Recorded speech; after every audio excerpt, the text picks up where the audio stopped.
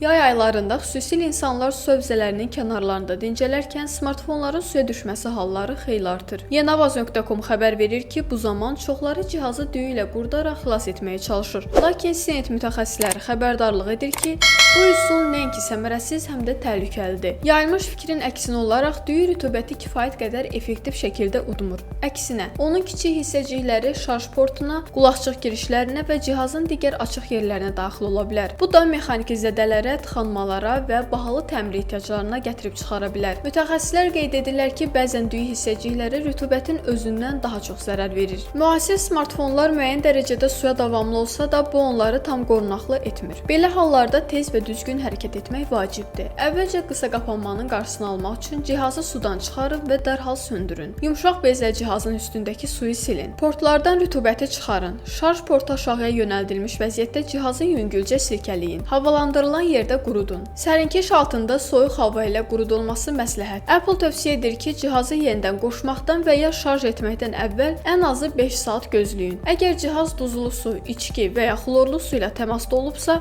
zəif axın təmiz su ilə yuyun və yenidən qurudun. Mütəxəssislər xəbərdarlıq edir ki, fen, mikrodalğalı soba və ya soba kimi istilik mənbələrindən istifadə qəti qadağandır. Yüksək temperatur batareya və daxili komponentləri geri dönməz şəkildə zədələyə bilər. Əgər sadallanan addımlardan sonra smartfon açılmırsa, qeyri-normal işləyirsə, o zaman səlahiyyətli servis mərkəzinə tez bir zamanda müraciət edin. Peşəkar diaqnostika gizli zərərləri müəyyən edib daha böyük problemlərin qarşısını ala bilər. Mütəxəssislərin sözlərinə görə islanmış smartfonu düyü ilə xilas etmək mifdir. Bu üsul həm effektsiz, həm də zərərlidir. Apple və Samsung kimi istehsalçıların tövsiyə etdiyi daha təhlükəsiz və səmərəli üsullardan istifadə edin. Tez reaksiya, düzgün qurutma və mütəxəssis yardımı sayəsində cihazınızı qorumaq mümkündür.